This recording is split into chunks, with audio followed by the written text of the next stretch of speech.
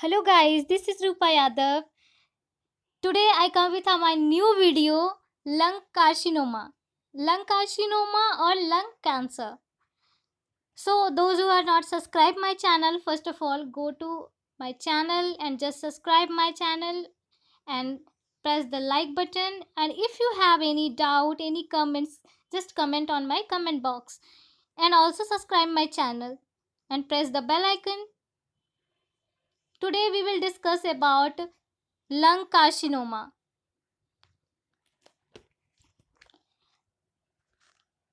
In this video, we will focus on lung carcinoma.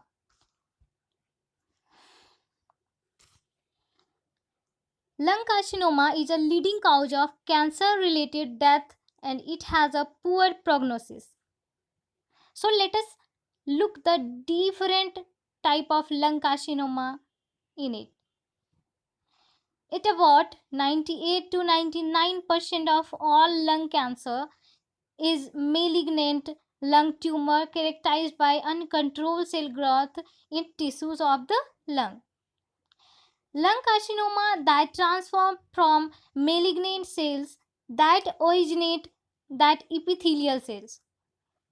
And some other lung cancer are also that was sarcomas of the lungs that are generated by malignant transformation of connective tissues, that is nerve, fat, muscles, bone, that was arise from mesenchymal cells and lymphomas and melanomas. For example, lymphoid and melanocyte cell lineages that result in the lung cancer. We can say is that in this uncontrolled growth can spread out beyond the lungs, either by a direct extension or by entering the lymphatic circulation, that is hematogenous blood-borne spread, that process, that is metastasis, that to nearby tissues or other more distant part of the body. Primary lung cancer that start in the lung as carcinomas, and it can be divided into two broad types: small cell carcinoma and non small cell carcinoma. Let us focus on a small cell carcinoma. The small cell carcinoma represent about 15% arm of this type of lung carcinomas. More than 60% actually present already with metastasis. The prognosis of the small cell carcinoma is poor. The tumor tend to grow approximately close to the helium, and it involves neuroendocrine cells in the area because neuroendocrine cells are involved in this type of cancer.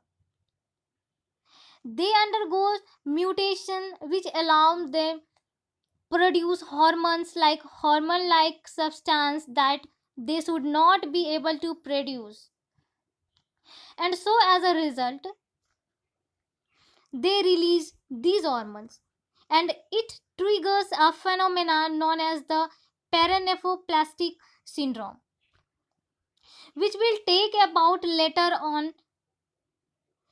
The second point is non-small cell carcinoma represent the majority of lung carcinomas.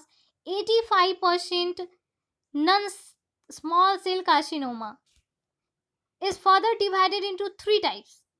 Adenocarcinoma is the most common type of non-small cell carcinoma. Adenocarcinomas make up 38% of the lung carcinomas. This type of cancer tend to occur in the peripheral lung tissues, so away from the helium, and involves within the lungs.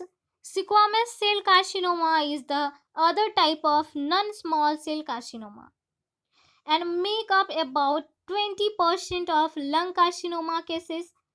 making it the second most prevalent type of lung carcinoma. This type of cancer tend to occur close to the main bronchus and can cause obstruction of the airway. They are called squamous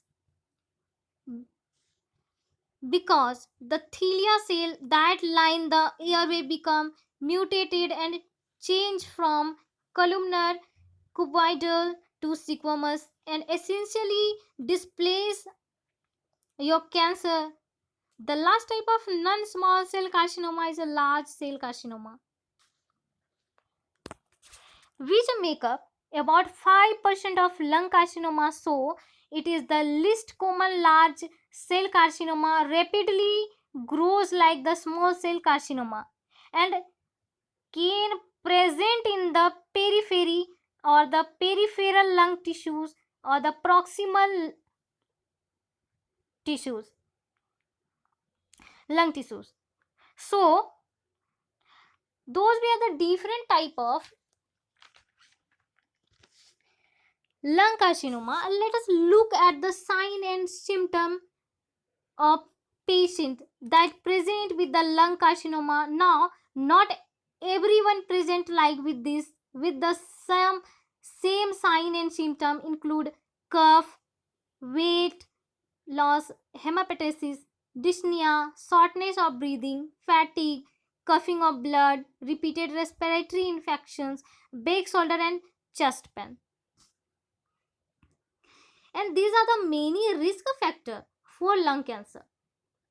Major ones are smoking, radon, air pollution, arsenic tar, asbestos, nickels, as well as their family and genetic factor.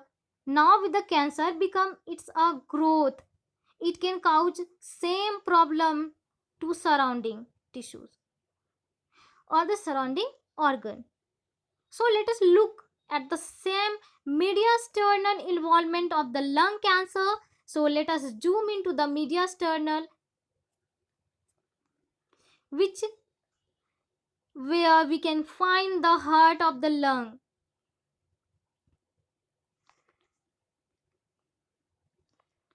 All those their structure including the ribs. Now let us discuss about the first rib area and learn a bit and a bit of anatomy. So that the area of the sternum and the first rib raw. Now going over the first rib are some important structure including the subclavian artery and vein and the brachial plexus, the nerves that innervate the upper limb. Why we are talking about this structure? Because this structure have to do with the pathophysiology or the complication associated with the lung carcinomas. Lung carcinomas, lung cancer. See the mediastinal involvement of lung cancer including Peyronie's tumor growth, which is growth on the apical lung cancer surface on the top, which can block part of the brachial plexus.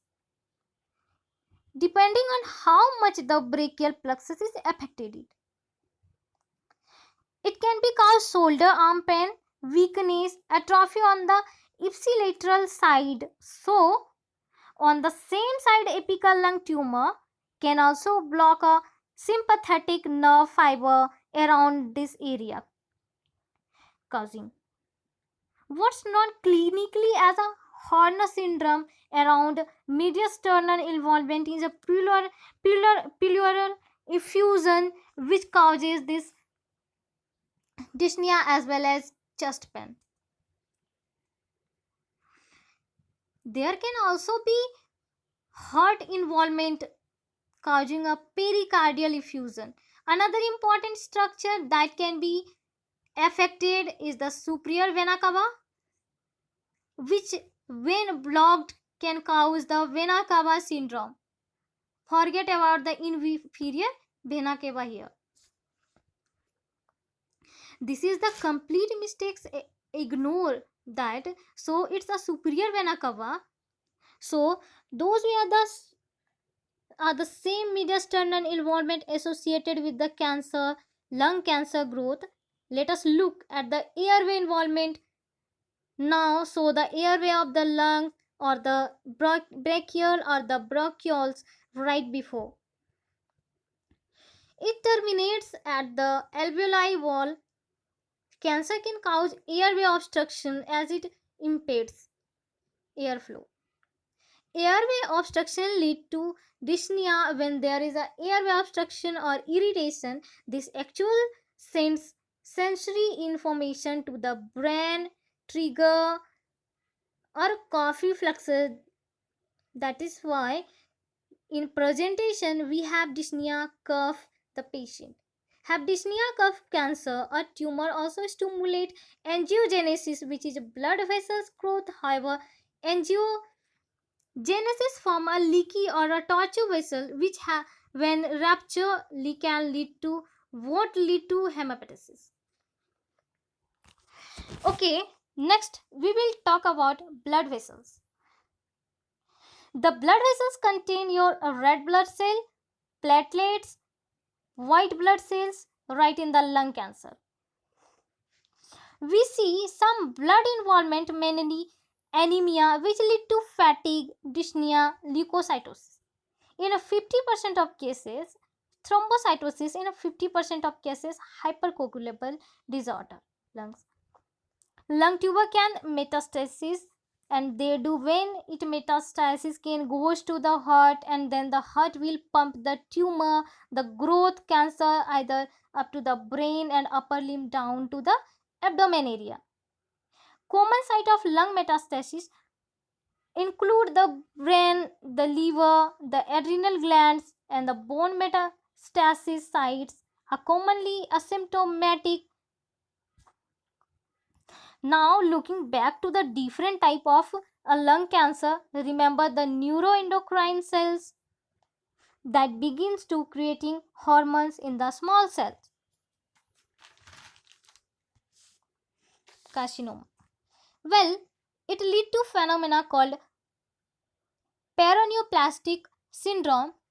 Let us learn a bit more about what this encompasses. So the paraneoplastic syndrome typically occur in a small cell lung cancer as well as squamous cell carcinoma.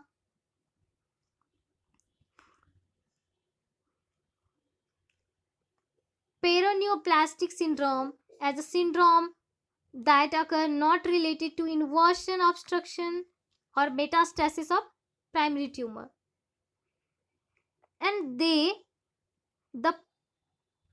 paraneoplastic syndrome include the following: ectopic crossing syndrome, where the hormone released by the cancer cell stimulate the adrenal glands to produce cortisol. We also have antidiuretic like substance which stimulate or secreted by the new endocrine cells, which stimulate the kidney to retain water. Those neuroendocrine cells also produce a parathyroid hormone like substance which stimulate to bone to break down its mineral and release calcium into plasma, increasing blood cancer calcium level resulting in hypercalcemia. Hypercalcemia, paraneoplastic syndrome are also include cure the hyperpulmonary osteopathy leading to clogging or periosteal proliferation of the tubular bone. And lastly, inflammatory myopathies can result from lung cancer, which lead to the muscles weakness, and that's why we are seeing sign of the finger weakness on upon examination of the patient with lung cancer. Okay, so that's why essentially the pathophysiology. Now lung tumor can be staged. We will not look at the staging in this video because all I would I will do is regurgitate what I wrote and leave you to interpret it yourself. Now next, let us talk at some investigation we would do if were suspicious of the lung cancer. So lung involvement, we always do a chest x-ray to rule out.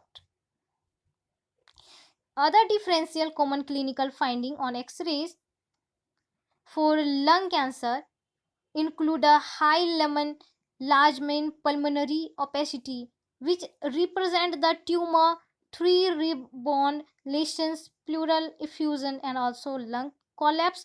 Another investigation, which is a cortical for this is the seat for lung cancer, is CT scan and should be performed early to determine stage and management of the cancer.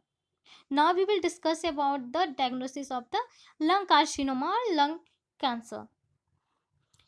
Here we will see that not only the CT scan but biopsy are to be performed with include the biobronchoscopy, which is where the primary lung tumor is visualized and sample is taken using the instrument. You can also perform a CT guided finding needle biopsy, which is a more reliable way to obtain a histological diagnosis. Diagnosis is a needle aspiration. This is where a needle is inserted in the lump of the lung or lymph node to see for the lymph node involvement. That another form of investigation for biopsy is the auscultation, which is where fluid is collected from the pleural cavity, and this is used for sampling. Again, our number 3, 4, 5, and 6 are used for the biopsy to stage the tumor so that appropriate management can be taken. And so finally we are discuss about the management of the carcinoma of lungs. Here we see that the next take about we will uh, about so these are the surgical treatment, which is the most important surgical treatment is for removal of tumor of the lung, tumor cancer. For stage 1 and stage 2, after surgery or if surgery cannot be performed, there is also radiotherapy and chemotherapy as well as laser therapy and stating radiotherapy is that is effect is less effective than surgery. However, radiotherapy is used in combination with chemotherapy. For stages 3 chemotherapy, increasing survival up to 1 year, nausea and vomiting are side effects. These side effects are managed based by the 5-3 receptor antagonist because these drugs will target the chemoreceptor trigger zone, thus preventing the vomiting nausea associated symptom. Laser therapy and starting can also be done. Airway obstruction from the tumor growth causing serious symptom can be managed.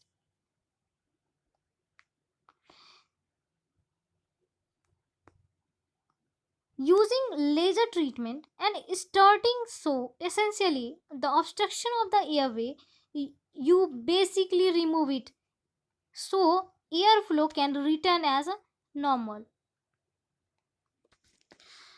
So guys, I hope you enjoyed this video on lung cancer. Thank you for watching this video.